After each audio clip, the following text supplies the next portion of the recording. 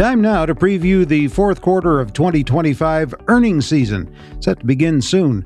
You know, Q3 set a positive tone going into this new year of 2026. Let's see what our research director, Shiraz Mian, has to say about whether that positive tone will continue. Shiraz, according to published reports I've seen, everything points to a generally strong fourth quarter period with expected S&P growth around 8 to 11%. That 8 to 11% is what I'm questioning. Are you agreeing with that? Absolutely. Yeah. Our expectation is for just a hair below 8%. And as is historically the pattern, Terry, I would say it'll be 3 to 5 percentage points higher than that. So absolutely, it is in that ballpark. What are you expecting for the margins in the fourth quarter? So the expectation as of today is for flat margins year over year. But I would expect tech is expected at present with double-digit earnings, but modestly compressed margins.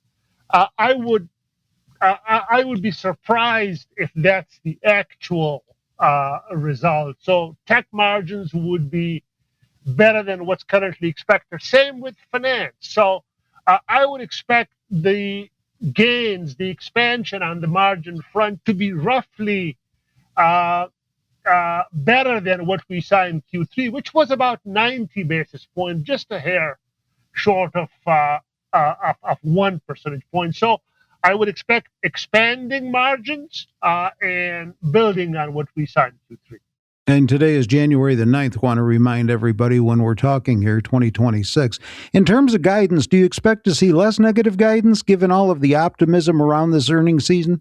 Absolutely. So less negative and also more widespread positive as well. You would recall, Terry, I've been noting this in my commentary that since the start of the second half, 2025, that is, we started seeing a very notable acceleration in the estimate revisions trend. So positive estimate revisions that had been positive for tech for a while, but we started seeing that in other sectors as well. So less negative, as you noted, perhaps relatively more positive from some of these economically sensitive sectors should help us build on that positive revisions trend for the coming quarters. Will there be any headwinds out there? Yes. So the headwinds, there has been, as you know, since the beginning of 25, policy uncertainty around tariffs, what that does to inflation, how the Fed deals with it, and what implication all of that has for economic growth, GDP growth, consumer spending, the labor market.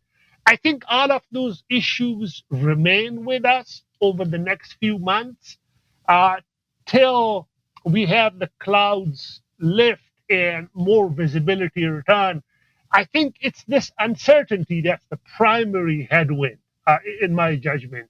And if there will be companies that will give us negative guidance or will not provide guidance, I suspect they will cite this policy uncertainty. What about the market focus regarding earnings? Is that where the market focus is going to lie? Absolutely. They'll be looking for what management teams say about underlying business trends that they're seeing in the industries. To the extent they can guide us about what management teams envision, I think that'll be the focus. We have had some strong gains in the market. For those gains to be sustainable, we need the earnings momentum to firmly remain in place, and that'll be the market's focus. Can strong earnings justify high stock valuations? Because they're kind of high right now. They are, but then so are earnings. So yes, strong earnings, not just for Q4, but the outlook for the coming quarters, that's absolutely the key. And then expansion beyond some of the narrow areas where the growth has been coming from. So the combination of all of those factors will be key. for sustaining the gains we have been seeing in the recent past. Mag 7, are they going to retain their leadership role here in this game?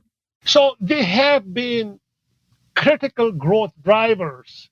But beyond Q4, Terry, we envision, and this is what current expectations show, we envision a widening, a dispersion of the growth leadership beyond tech and Mag 7. In fact, 2026 is shaping up to be the first year since 2018 where all 16 sectors are contributing to growth. So Mag 7 continues to be driving growth, but we see far more contribution from the other areas of the market as well. Finally, the bank stocks generally lead this earnings parade every quarter. What do you see with those stocks? Yes, so banks had very good earnings last quarter, as you would remember. The expectation is for continued double-digit earnings growth.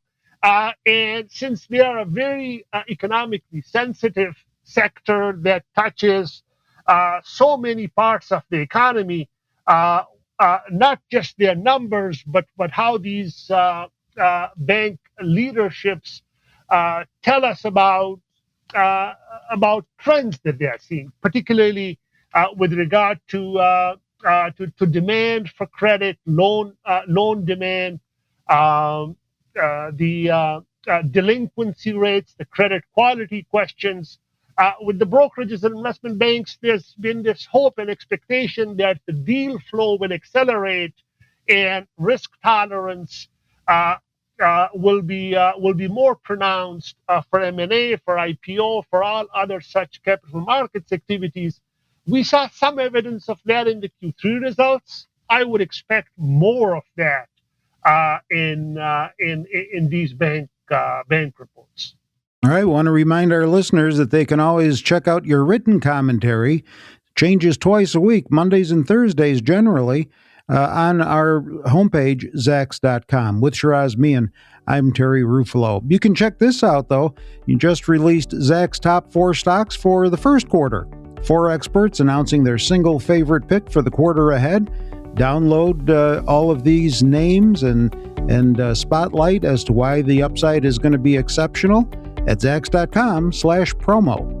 This material is being provided for informational purposes only, and nothing herein constitutes investment, legal, accounting, or tax advice, or a recommendation to buy, sell, or hold a security. Do not act or rely upon the information and advice given in this podcast without seeking the services of competent and professional legal, tax, or accounting counsel. Publication and distribution of this podcast is not intended to create, and the information contained herein does not constitute an attorney-client relationship. No recommendation or advice is being given as to whether any investment or strategy is suitable for a particular investor. It should not be assumed that any investments in securities, companies, sectors, or markets identified and described were or will be profitable. All information is current as of the date herein and is subject to change without notice. Any views or opinions expressed may not reflect those of Zacks Investment Research as a whole.